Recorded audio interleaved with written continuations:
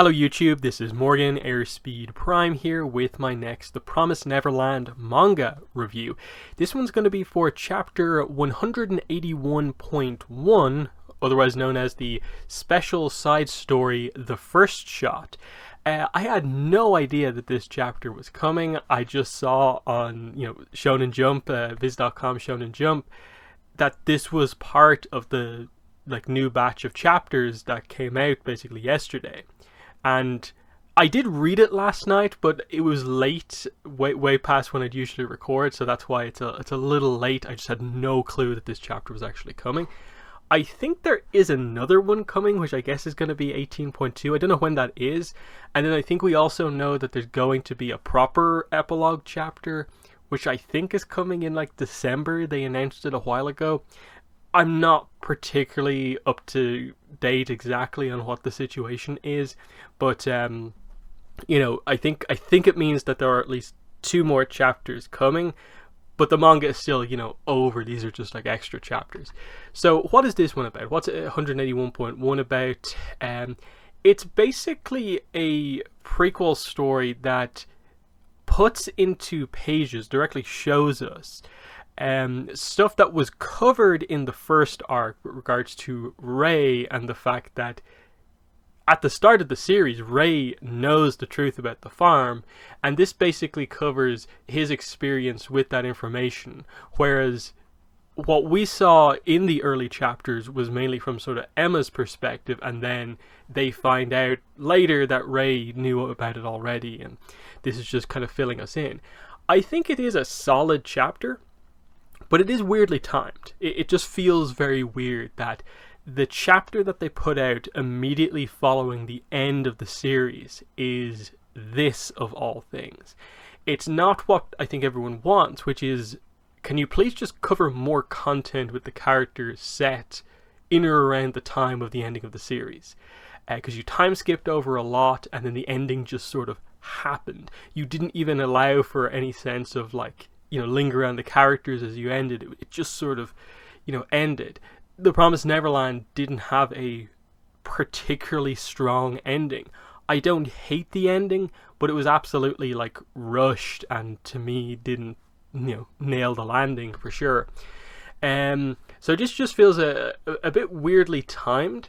It is a solid chapter in my mind, but I don't know if they necessarily needed to do this. Why couldn't this, like I said, not just be more epilogue stuff rather than just adding in a bit of extra context to something we basically already knew? Because this stuff was covered in quite a bit of depth. It just wasn't shown to us through flashback, but it was explained quite heavily. So let's go through this here. We'll see if there is anything unique to pretty much cover here.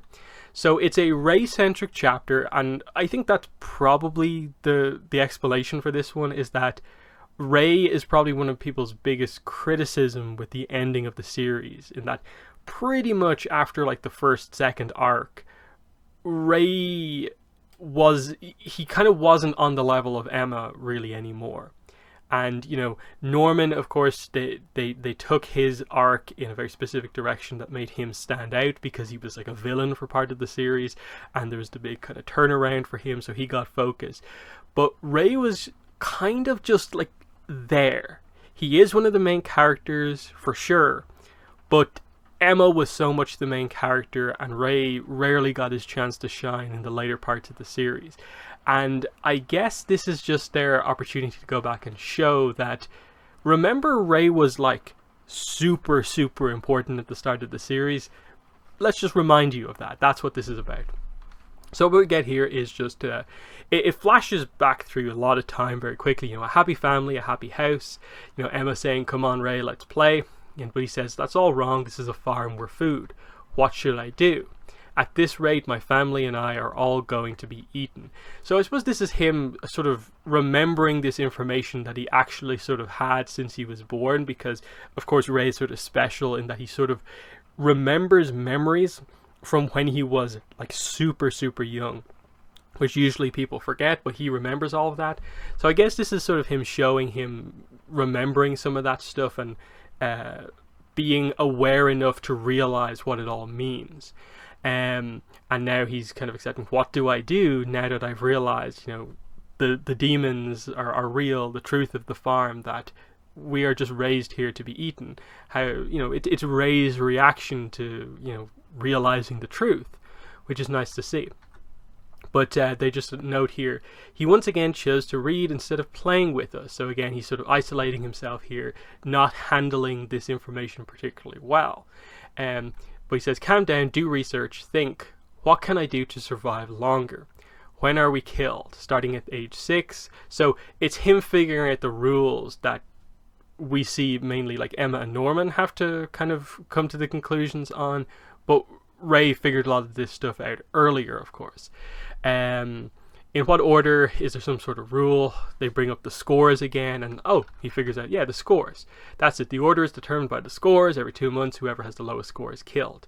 Your scores are good, mine are horrible, and so he really figures out that, okay, this is realistically how this is going to work.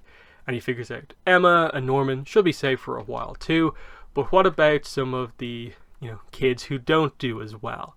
And he begins to become worried. They ask him to play, but he can only see them as they are destined to die over the next couple of months, and there's nothing he can really do in this situation to stop that.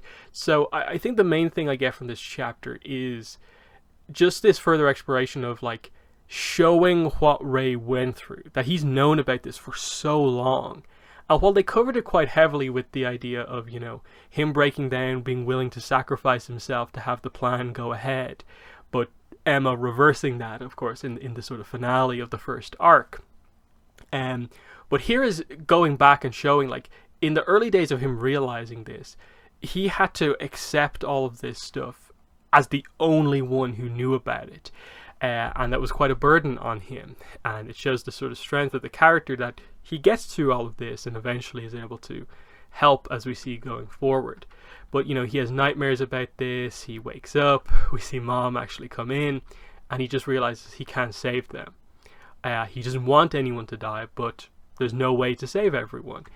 Again, it's just him sort of isolating himself, not knowing how to, how to explore what's going on here, in that he's making himself kind of stand out by, being affected so badly by this stuff. But we'll see some progress be made here within this chapter. But he says, I can't say that. I can't do anything. I have nightmares every night. I get it. Even if we all get our scores up, someone will still be killed. So he's trying to come up with the solutions of like, okay, what if everyone gets high scores? Someone is going to miss a question somewhere. Someone is going to get a score that is technically lower than another one.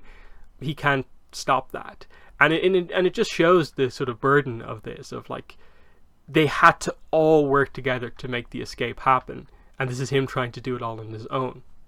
So he just notices, like, I'm scared. Why am I the only one who's realized this? Why am I the only one who remembers? And we basically get the further exploration of this.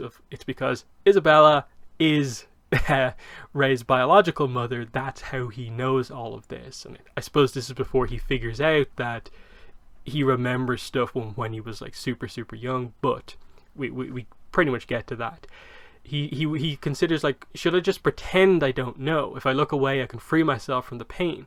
Even if it's a lie, I want things to stay the same. Mom is so kind. Everyone is so happy. This is fine. If I leave things as they are, but then Emma, Norman, he's obviously been sort of isolated recently, and they're wondering, when Ray is sad, we're sad too, and they tried to cheer him up. And even if it's fake, I want happiness. The truth is scary. But, and the question comes up, what would you want to do if you could go outside? So that's what we get here. January 15th, 2040, he basically, damages his own, tracking chip here, which draws Mom to come over to see him. And he sings the song that, of course, Isabella knows. And he says, I found out the house's secret. What are you going to do? Kill me. And an interesting expression on her face actually here is kind of seeing this for the first time. It's sort of concern, but then it sort of changes, of course. Please say you can't kill me, that you're on our side, but the shock is, of course, the change that she is involved in this.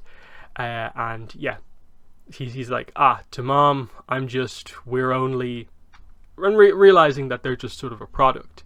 And he says, I want to make a deal. And he realizes this is where, a lot of the intelligence and him figuring out stuff starts to come out. 4 minutes 51 seconds. She got here immediately after I broke the tracking device. That means it's equipped with an alarm.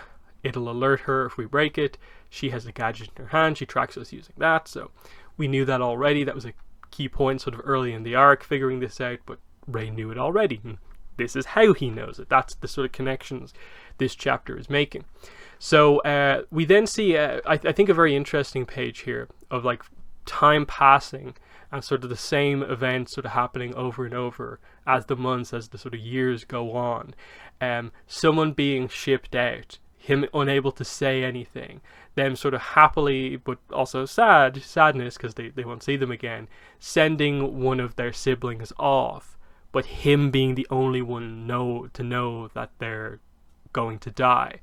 And at the start, I really like the way they do this. They showed in the first panel a younger Ray. He's unable to hide the sadness. He's just outwardly emotional about it. The two in the middle, he sort of hides his face. And then the one at the end is a determined Ray to sort of stop this from happening sort of eventually. So, yeah. And he continues to go on and says, at least those two, Norman and Emma, I'll save them. So again, this is setting up Ray as he is in the first arc, which was this Ray who kind of, only wanted to save Norman and Emma. And it does give actually good context that in terms of explaining, like directly showing what he went through, of like, he knew about this for so long. He has witnessed so many of his siblings come and go, and he's unable to do anything. And the sense of sort of powerlessness on his side of things, and him slowly figuring stuff out. From his point of view, they can maybe just about sneak out, the top 3 of their group.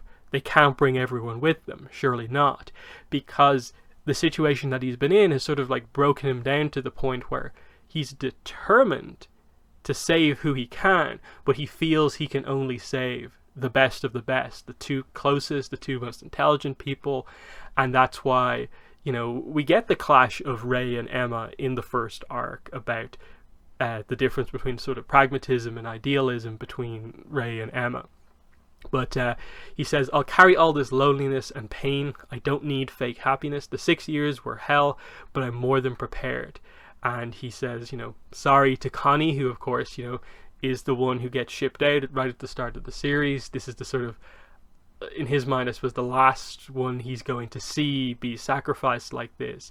And they're going to work to get the escape attempt going with just Norman and Emma. So we get October 12th, 2045, as we pretty much catch up with in or around when the first chapter starts.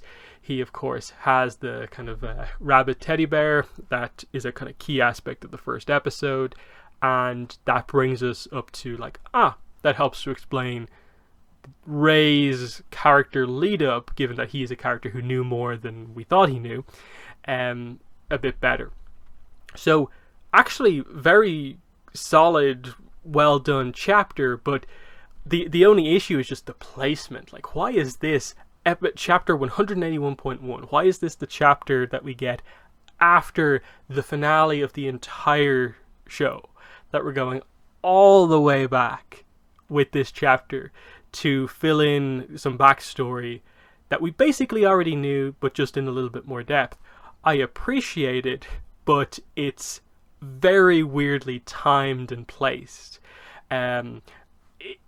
Part of this is just that I'm so not used to this with manga, getting sort of just scattered random extra chapters like this that are, just kind of retroactive in this way. I appreciate it for sure, and hopefully whatever they do with I think there is another like bonus chapter, and then we're going to get the sort of epilogue chapter, I guess, in a few months. I have to figure out what the full details is on that stuff, but an interesting chapter. I think that's the big thing to say here. More Promised Neverland, great. And hopefully, now that we have this, they'll find some way to incorporate this into the anime at some point and have it not just be like a random extra thing. Hoping that they can find some way to fit this in a bit better. Like, if it was, I doubt it's possible given how production must be, but, you know, I think somewhere at the start of season 2 would actually be pretty solid to have this in, to just reflect on how much Rey has grown over the first arc, going into the second one by showing how he became the person from the first arc, which is what this one does. So I think that's pretty much everything I wanted to say here. So yeah, like I said, I'll continue to review the Promised Neverland when they release more chapters. But I believe they are going to be pretty scattered because I don't know what the schedule is on these extra chapters. I know there's like light novels, but I don't think any of them have been confirmed to get like an official English release. When the season 2 of the anime, which I think has been delayed until January, comes out, I will be reviewing that on the channel. So, you know, Promised Neverland content will continue, but it's obviously dependent on them actually releasing the content, of course. So, in the comments, let me know what your thoughts were on this sort of surprise, out of nowhere, interesting but also random chapter. But that's been the video. Thanks for watching, and bye.